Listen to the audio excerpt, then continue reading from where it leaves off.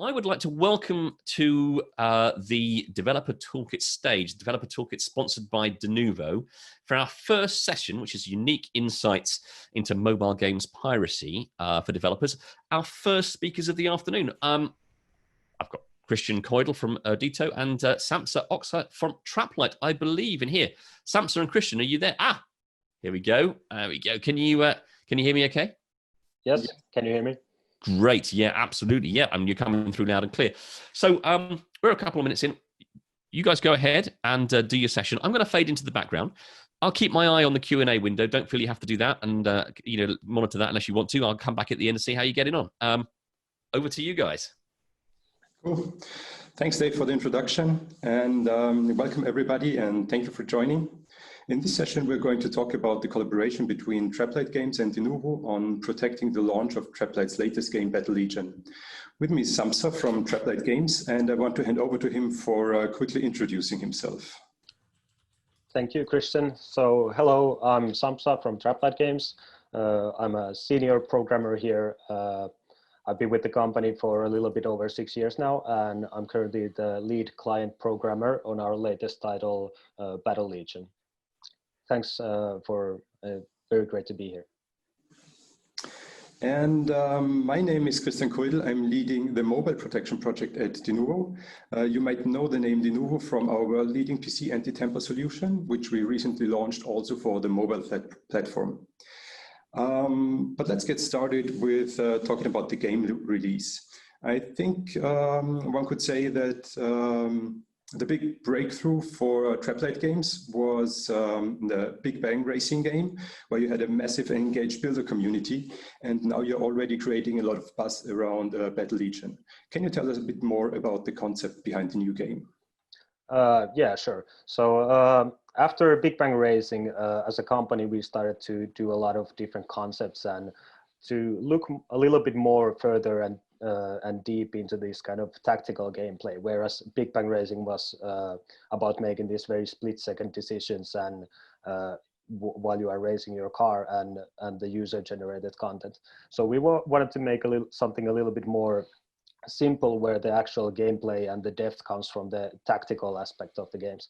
So after a lot of different concepts, one of our designers came up with the concept of having your own army and pitting against other people's armies, where the gameplay would be this physics-based with physics simulation, having these very cool interactions and synergies between different units, and then that became Battle Legion.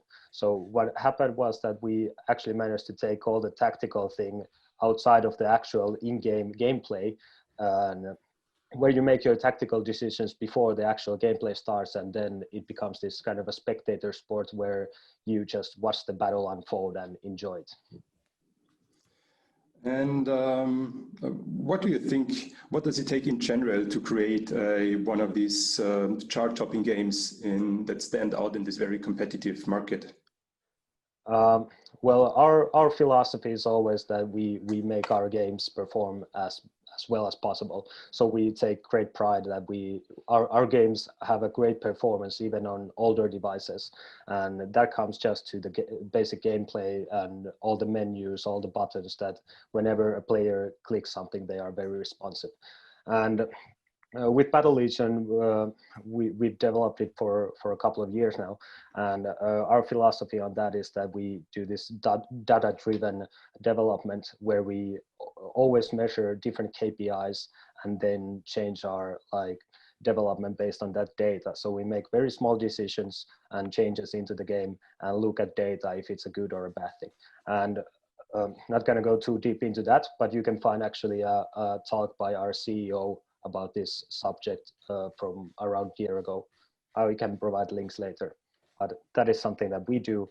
And when it comes to these very chart-topping games, I always think that it takes a little bit of luck, so that you have the right game at the right time and for the right people to be played with. So just a little bit of luck on top of that.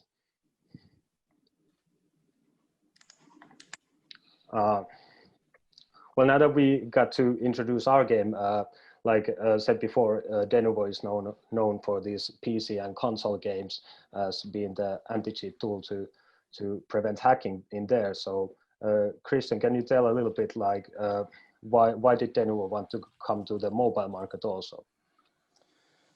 Sure. I mean, what we've seen is that the global market is growing very quickly, and also many gamers and development studios are moving towards the mobile platform and mobile games. But unfortunately, also cheaters and piracy does. So what we've done is, for example, we've checked the Play Store top 50 games, if there are any cheats available. And there was a really surprising outcome, given that we thought that especially these top 50 game developers will invest considerable amount of effort into anti-cheating. We thought that there are basically will not be many cheats out there, but the result was that out of these top 50 games, 43 actually had at least one cheat available, or even more. So definitely cheating is a big topic also on the mobile market. And since we already have a pretty good solution available for PC, it was just a logical next step to bring this knowledge to the mobile platform as well. Well, can you elaborate a little bit more, like some details, like what does it take to actually launch a mobile game with your protection on it? Like there's some testing, and does it need some tailoring for that specific game? So we have some integration process, and the ease of integration is one of our main focus topics. So it should be as simple as possible for game developers or publishers.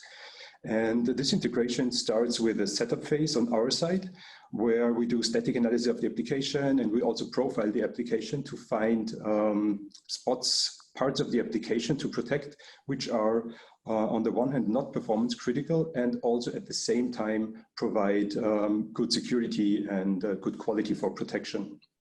And after this whole setup is done, we run the protection once, and then we're playing the protected game for a couple of hours just to make sure that there is really absolutely no impact on the in-game experience to the game by fine-tuning these protection locations.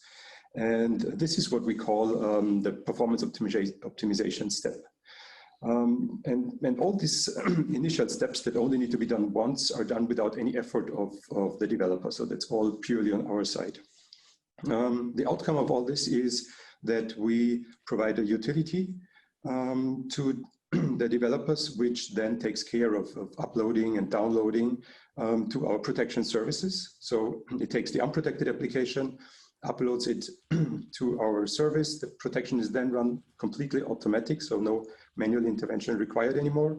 And afterwards, you get back the protected application. It's as simple as this. And developers are free to protect, from that point on, protect any application versions as often as they want. Then the utility, that's the only thing the clients really need to do to take this utility and build it into their build pipeline. And in most cases, this is really plug and play. There's only one special case, and this is if you have a customized build process, so going away from the standard toolkit, then you need to integrate all these the steps that are done by our tool usually. But we have guides for that, and you also get in-person support. And actually, this latter case was also the case for Traplight games. So they were using a Unity build with customized build process. And so Sampsa, you can probably say something about how this whole integration process went from your point of view and how it was working with the Denuvo team.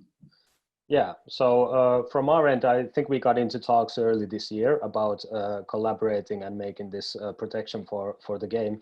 And it was way before we had a global launch the game, and we didn't actually have any hackers back then at all in the game. And we were just busy finishing the game, and during that hurry, we also made the integration of the Denuvo toolkit. And I think in total, the things I had to do in our build process, it took around like 2 or 3 days. So it was very fast. And then we had like the issues that we ran into.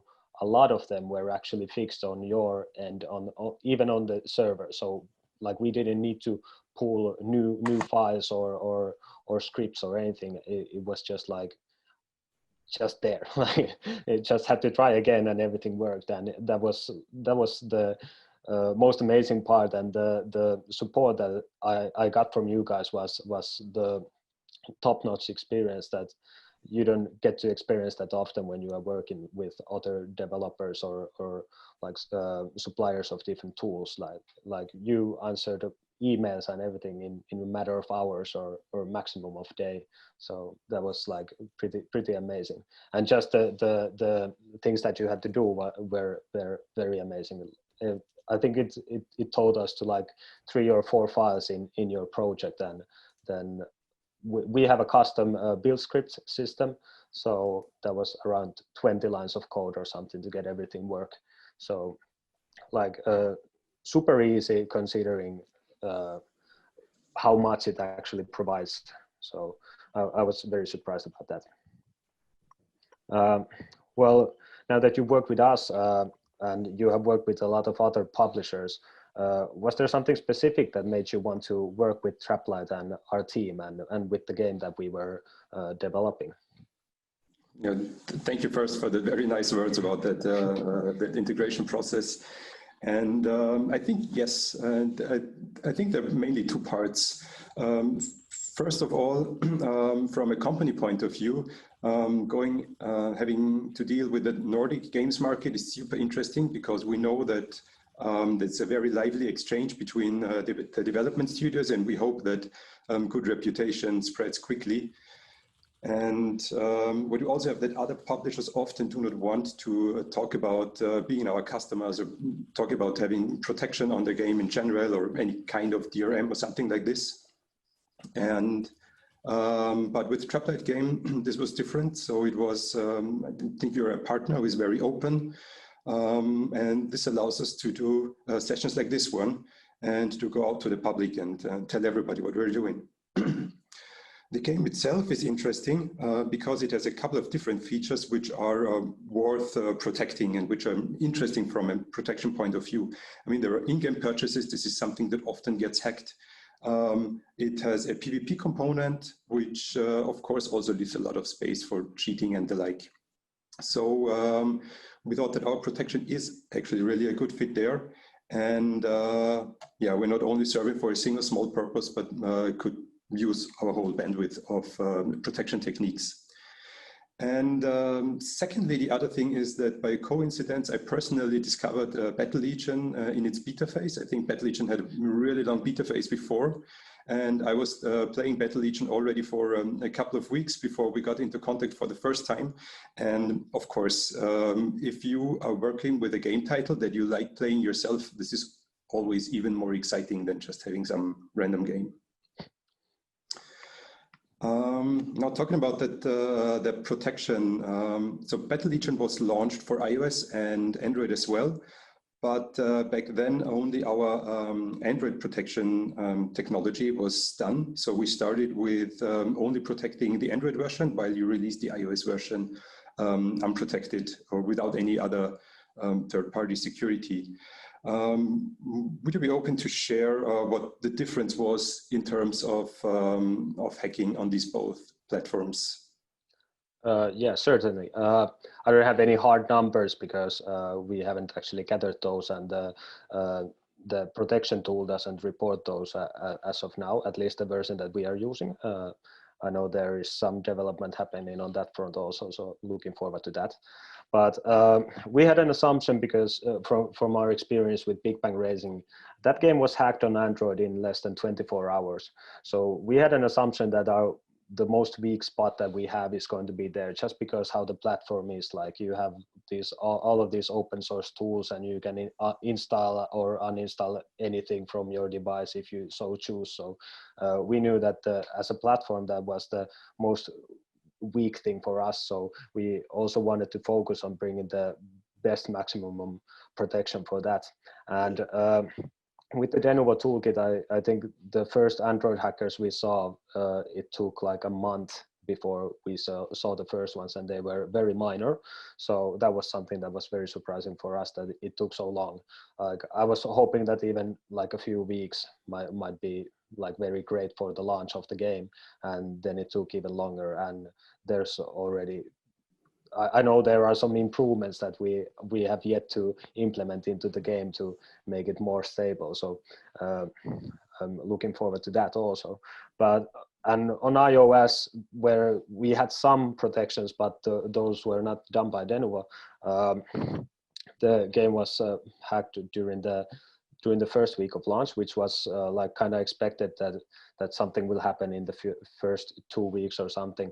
But what surprised me was that it was so like prominent that back in Big Bang Racing, I don't think the iOS jailbreaking was that like kind of a common thing for people to do. And now it just blew up. So there were hundreds of hackers or so, and we had to develop our own things to actually catch those players. And it was very surprising. I still, because we had a lot of more players on Android than on iOS at the beginning. So I was still thinking that just because of the sheer volume of players on Android, we would still get more hackers on there. But I'm happy to be proven false on that matter also. Sorry for not having any real numbers about the hackers or the percentages or anything. So. Yes, and I'm also already excited about the releasing the iOS protection and then also getting rid of the rest of them. Yes, looking forward. Like it's going to be very good few months, I think, ahead. So, when we made the protection, one of the like very key things about was that there are file size restrictions when it comes to games on these platforms, Google and Apple. And on Google Play Store, I think it's 100 megabytes that the game has to be under that size so that people can actually download it using their mobile data connection. And that was like a key component for us. And when we first implemented your tool, I think it was like 20 megabytes or so over that size limit. And then during a few months, you improved your tool a lot to get us under that number. And I know there's also like constant development happening on that front. Can you elaborate a little bit, like how hard is it to like reduce that size? Because obviously that has to happen a little bit when you're making these anti-tampering tools and attaching them to a game.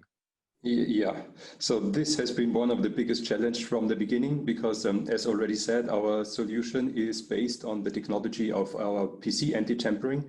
And on PC, it's not uncommon that we increase the file size by 10 times the file size of the original executable, so adding hundreds of megabytes. And as you said, of course, on the mobile platform, that's not possible. We have this, especially on Android, we have this hard limit of 100 megabytes or 150 if you use the app bundles. But that's a limit for this base binary. So we had to reduce this number, of course, a lot to fit it into these requirements because not many are willing to, apply this external downloading of resources. And we are currently at about increasing the size by 10% of the original size, which is already pretty fine.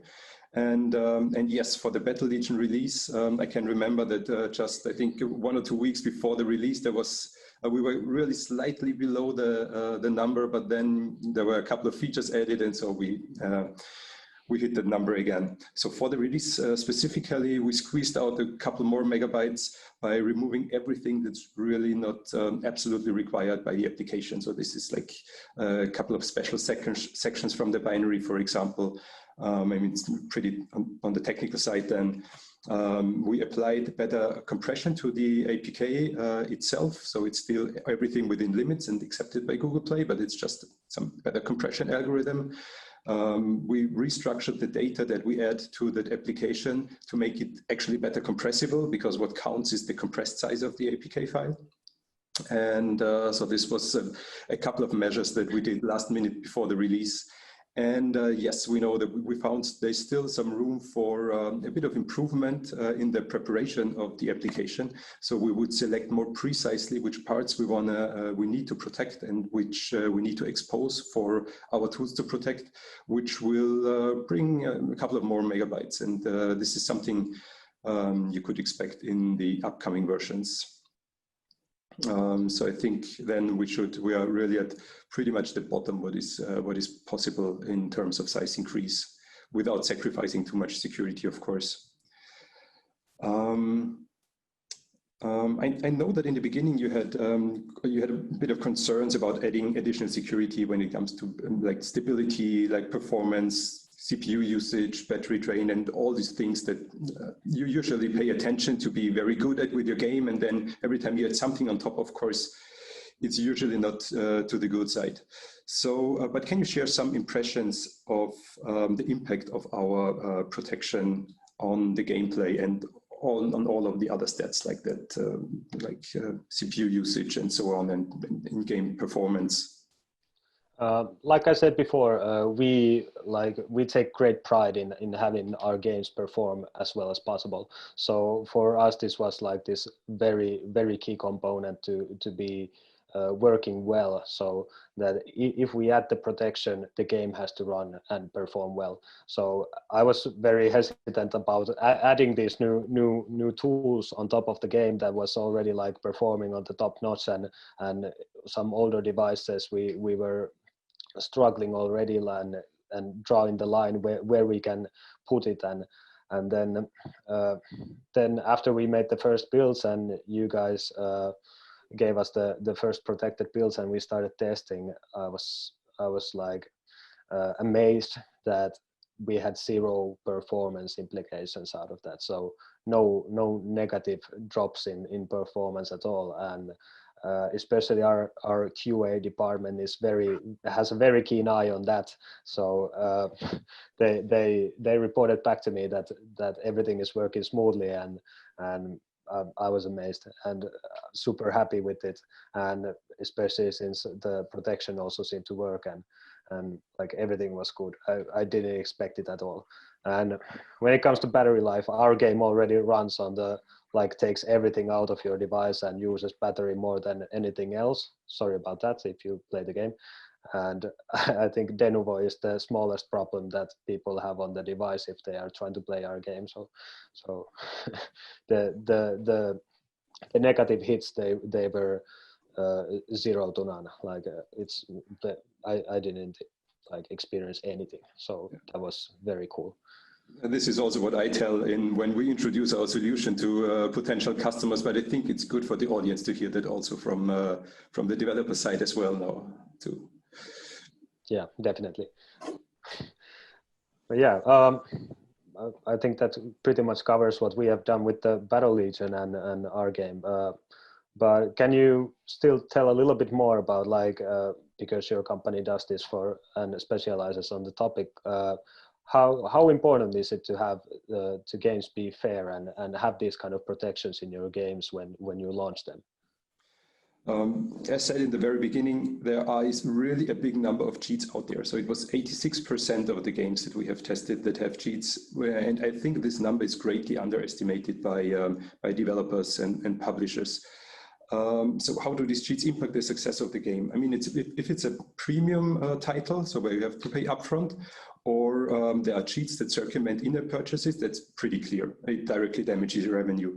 And the same goes for copycat games. So if someone just takes the complete code of your game and rebrands it and releases it under its new name or on some other stores, same thing, also directly damages the revenue. And in case the game has some PvP component, like for Badge and Legion, for example, there is also an additional aspect to that.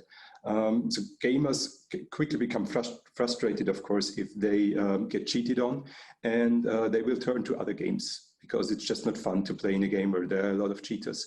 And this shrinks the user base, which was, I'm sure, very hard earned.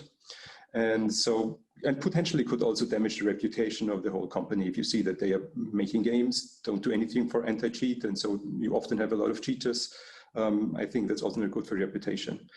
Now, given that the integration process is so simple and there are virtually no downsides to putting protection on your game, I think in current times this is a must-have for pretty much every game. So I see we're already a couple of minutes over, so maybe let's keep this as the final words for this session and move over to the Q&A part. I see we already have a couple of questions in the Q&A section. Let's try to answer them until the time is really over. Yeah. So first one, when choosing a developer to work with, what are the key aspects Denuvo looks for? So the key, we're not really choosing developers and kicking someone out. What we can say is that protection works better if the game is protected before the initial launch. It's not impossible. As for Battle Legion, there were also demo beta versions out there, and the protection is still working. But it, of course, opens a couple of possibilities to crackers if they see the unprotected game first and they have the possibility to exchange parts of the game. And basically, that's it. So it's only the prerequisites we have in terms of technical prerequisites. So there's no other aspects we're looking for. And so next one. How important did working with a partner like Denuvo became with the new security rules in Europe? Not sure if that's for whom this question is. Sampsa, maybe you want to say something to that? Sounds like a very tough question, but I'll try to answer. I wonder if this is about the GDPR related questions or something else. Let's probably try to answer it that way. European security. You can ask me later in Discord if this isn't the right thing you were asking for. But about GDPR, I don't think this has that much to do with the European security thing. Preventing hackers. This is more about like preventing the hacking of the actual in-game gameplay, and instead of like security breaches on server side or in our databases. So those are not protected by Denuvo. The GDPR is a very serious thing, and we also take that into account. But the in-game protection doesn't take any action against that. Yeah, so our basic protection works completely offline, so no concerns in that direction. We now recently launched the option to have telemetry data where you can message back hacking attempts, and then you have some information, but still this would not send any sensitive data to our servers. So I think no need to have concerns in this direction. Next question, can you share any techniques or practices that small developers can easily implement to defend against hacking attempts? Yes, so there are easy techniques, and they are super effective. And I think the most important one is you need to pull as much as possible on the server side. If the whole game logic is running on the server side and you only using the client as a display for a game, there is not much room for hacking anymore. So this blocks really most of the different hacking attempts. I think that's the main advice I could give. And for all of the rest, you should apply some tool like our Denuvo mobile protection. Next question, are there any challenges developers should be aware when integrating Denuvo solution in their games? I mean, as said, the integration of our tools is more or less without any effort. You don't need to do anything during the production process. We recently also released an anti-cheat SDK, which would prevent from cheaters using memory editors like Cheat Engine or Game Guardian. This, as the name suggests, is some SDK. So you would need to tell us which variables you want to protect, like the score or the health of your player or whatever else. So this is something you could do during the protection process, during the development process already. But for the base product, basically there is no anything required from your side.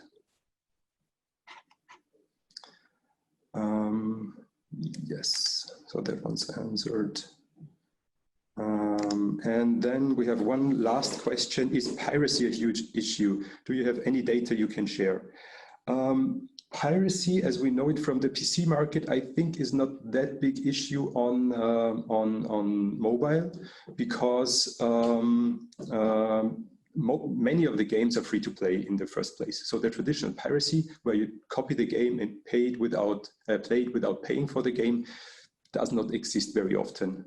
If you have some premium title, then I think it's the same thing as for any other cheats. As soon as hackers are able to reverse engineer how your application is working and how you do the license checking, they can simply release a new version without these checks. And you can find this on the more or less known cracking sites, and you see these downloads where they just patched out the licensing. You could download an application without actually paying for it. But in short, this is a problem on PC, and it's not so much of a problem on the mobile market, I'd say. Thank you very much. I'm going to interject there at that point. That was a great talk. Thank you very much, Christian and Sampsa. Perfect. You've given us a really good insight there into the tools that you can use to challenge this. Christian, I had no idea that 86% of games that you tested had a cheating problem. That's a stat that's going to haunt me. I think that's interesting. I also had no idea before that. Well, look, thank you very much, guys. Obviously, I'm going to give you a round of applause. You won't be able to hear it from the audience because everyone's at home, but we really appreciate that.